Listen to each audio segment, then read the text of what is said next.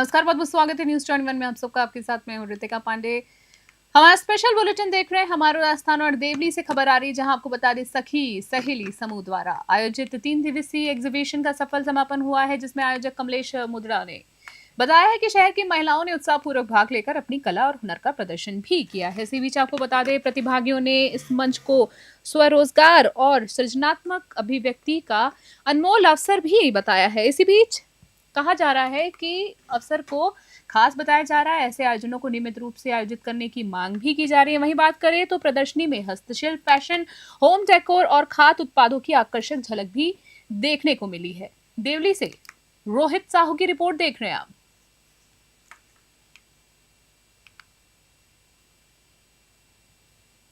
बींचपाला से खबर आ रही है, जी आपको बता दें, Manav children academy senior secondary school Beenchpala की 14 वर्षीय छात्र वर्ग टीम ने राज्य स्तरीय सॉफ्ट बॉल प्रतियोगिता में शानदार प्रदर्शन करते हुए विजेता का स्थान हासिल किया है।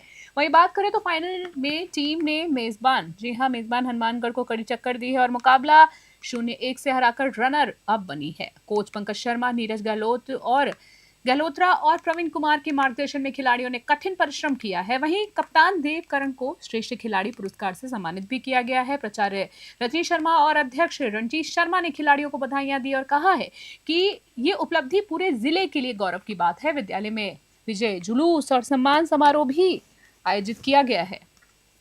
बेंजवाला से प्रदीप अरोड़ा की रिपोर्ट। कोटा से खबर देख रहे हैं बुलेटिन में अगली, जहां कोटा में कांग्रेस की गुटबाजी एक बार फिर खुलकर सामने आई है, जब आईसीसी के पर्यवेक्षक जीटी कुमार की मौजूदगी में आयोजित बैठक में हंगामा जो था वो बदल गया है। जी हां, बैठक में जिला कांग्रेस अध्यक्ष पद के दावेदार से आवेदन लिए जा रहे थे। वहीं कुछ देर बाद पूर्व मंत्री शांति धारीवाल और नेता प्रहलाद मुंजल के समर्थक आमने सामने आ गए और जोरदार नारेबाजी करना शुरू कर दिया। माहौल बिगड़ने पर धारीवाल बैठक छोड़कर बाहर निकल गए। थोड़ी ही देर बाद राखी गौतम के समर्थक भी सक्रिय हुए और स्थिति जो थी धक्का मुक्की और हाथापाई तक पहुंच गई है। पुलिसकर्मियों ने मौके पर पहुंचकर हालात को काबू में लिया। कोटा से गामेंदु जोशी की रिपोर्ट देख रहे हैं। ये आईसीसी का तयशुदा कार्यक्रम है, संगठन सर्जन अभियान। राहुल गांधी जी ने कहा इस बार जिलों को मजबूत करेंगे, इसलिए कोई नेताओं की चॉइस से नहीं, कार्यकर्ताओं के बीच में से कोई आम नाम निकल कर आवे, उसकी एक्सरसाइज हो रही है। और इसीलिए तेलंगाना से इतनी दूर से कार्यकारी अध्यक्ष पीसीसी के चलकर यहाँ आए हैं। 3 सहयोगी भी हैं, सांसद दोसा हैं, पीसीसी महासचिव, एक सेक्रेटरी है।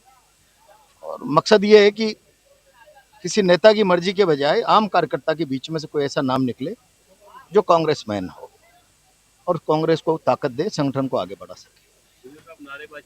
अब वो छोटी मोटी संगठन इतना बड़ा है तो हो जाती, इतनी छोटी मोटी नारेबाजी।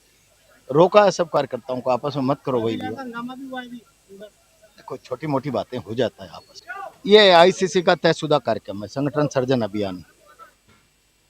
हरिचा से खबर देख रहे हैं, जहां खास रवि स्थित श्री डब्बावाली माताजी शक्ति धाम में रविवार रात नवरात्रि पर्व के अवसर पर राजगरबा महोत्सव और शस्त्र पूजन का भव्य आयोजन हुआ है।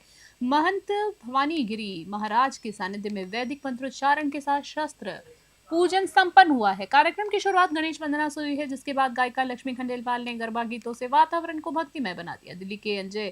दिल्ली के अजय कंचन ग्रुप ने विविध झांकियों की प्रस्तुतियां दी हैं, जबकि माताओं बहनों ने पारंपरिक गरबा नृत्य कर और सभी को मंत्र मुक्त कर दिया। आरती और महाप्रसादी के दौरान श्रद्धालुओं की भारी भीड़ देखी गई। हडेरा से जालाराम भादु की रिपोर्ट।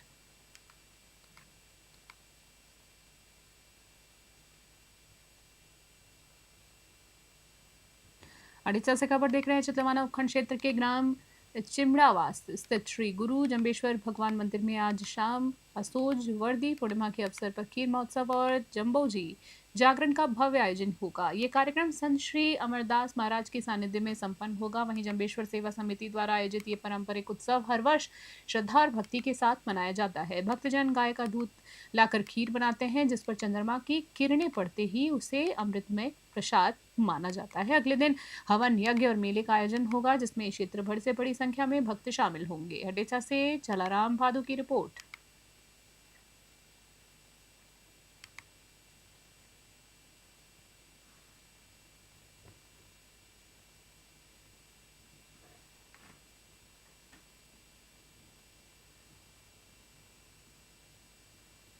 अगली खबर जादौद से देख रहे हैं। जादौद के निकट बाबरी बालाजी मंदिर परिसर में राजस्थान राज्य भारत स्काउट और गाइड स्थानीय संघ रिंगस के तत्वाधान में चल रहे द्वितीय तृतीय और सोपान scout guide and rover ranger निपुण प्रशिक्षण शिविर के तीसरे दिन बालकों को प्राकृतिक संसाधनों से व्यावहारिक प्रशिक्षण दिया गया है। शिविर प्रभारी विष्णु कुमार जोशी ने बताया है कि प्रतिभागियों को स्ट्रक्चर निर्माण, प्राथमिक उपचार, दूरी ऊंचाई का अनुमान, बिना बर्तनों के भोजन बनाना और तारामंडल ज्ञान जैसे विषयों पर प्रशिक्षित किया गया है। शिविर में 154 स्काउट गाइड भाग ले रहे हैं। इस अवसर पर घासीराम सैनी, राजेंद्र मौर्य, बीरबल वर्मा, सोहनलाल शर्मा, सुभाष दीवान सहित अनेक प्रशिक्षक और अधिकारी भी मौजूद रहे। जाजौद से अरविंद कुमार की रिपोर्ट। खबर देख रहे हैं चाकसू से, जहां निवाई तहसील में अखिल भारतीय जांगीर ब्राह्मण महासभा के निर्विरोध चुने गए अध्यक्ष कन्हैयालाल जांगीर सिरस का चाकसू तहसील अध्यक्ष द्वारका प्रसाद जांगीर और उनकी टीम ने जोरदार स्वागत किया। इस अवसर पर नए अध्यक्ष को माला पहनाकर सम्मानित किया गया है। जी हाँ, सम्मानित किया गया उनको और उसके बाद बधाइयां और शुभकामनाएं भी उनको प्रेषित की गई है। स्वागत समारोह में तहसील अध्यक्ष द्वारका प्रसाद जांगीर के साथ बीबीसी ग्रुप के सदस्य भी उपस्थित रहे। चाकसू से महावीर स्वामी की रिपोर्ट।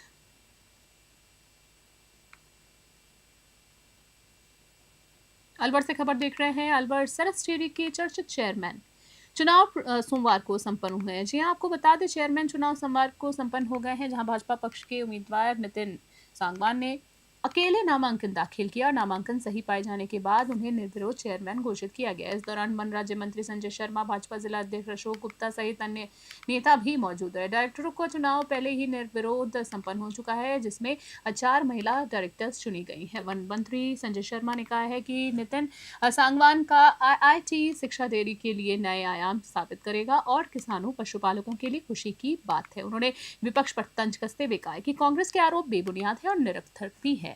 अलवर से प्रदीप गोयल की रिपोर्ट। नितिन सागवान जी मुंडावर के गादुआस ग्राम के रहने वाले हैं, पार्टी के कार्यकर्ता हैं और एक युवा वर्ग से आते हैं। साथ ही साथ IITN है, पढ़ा लिखा चेयरमैन सरस डेयरी को मिलने जा रहा है। उच्च क्वालिटी की शिक्षा प्राप्त करी है और आज उन्होंने नामांकन पत्र दाखिल किया और मुझे बताते हुए खुशी है कि एक ही नामांकन प्राप्त हुआ है और साथ ही साथ एक चुनाव की प्रक्रिया होती है, अभी फॉर्मों की जांच चल रही है और उसके बाद मुझे पूरा विश्वास है कि बहुत जल्दी समय सीमा के अंदर निर्वाचन अधिकारी जी नितिन सागवान जी को निर्वाचित चेयरमैन के रूप में घोषित कर देंगे। बागड़ा से खबर देख रहे हो। उपखंड में 3 से 6 अक्टूबर 2025 तक बेमौसमी बारिश और ओलावृष्टि के कारण खरीफ फसल लगभग 90% नष्ट हो गई है। किसानों ने बैंकों से ऋण लेकर फसल बोई थी, लेकिन अब कर्ज चुकाने में असमर्थ है। किसानों ने बताया है कि पहले भी बेमौसमी मौसम से रबी फसलें प्रभावित हुई थी, लेकिन किसी सरकारी मुआवजे या बीमा क्लेम पर कार्रवाई नहीं हुई। वहीं बात करें, आपको बता दें किसानों ने हेल्पलाइन नंबर 14447 और बीमा कंपनी से संपर्क करने का प्रयास किया, लेकिन कोई सहायता नहीं मिली। इस संबंध में भारतीय किसान संघ अध्यक्ष तहसील छेलाराम चौधरी और अन्य किसानों ने मुख्यमंत्री के नाम ज्ञापन तहसीलदार बाबूलाल को सौंपा, जिसमें बाजरा, मूंग, मोट, ग्वार जैसी फसलों का उचित मुआवजा और बीमा क्लेम की मांग की गई है। किसान जो है वो चेतावनी दे रहे हैं कि सरकारी कार्रवाई नहीं होने पर अनिश्चितकाल धरना प्रदर्शन किया जाएगा। बागोड़ा से रामाराम सोलंकी की रिपोर्ट। खास बुलेटिन में इतना ही। बने रहे न्यूज़ 20 अभी के लिए नमस्कार।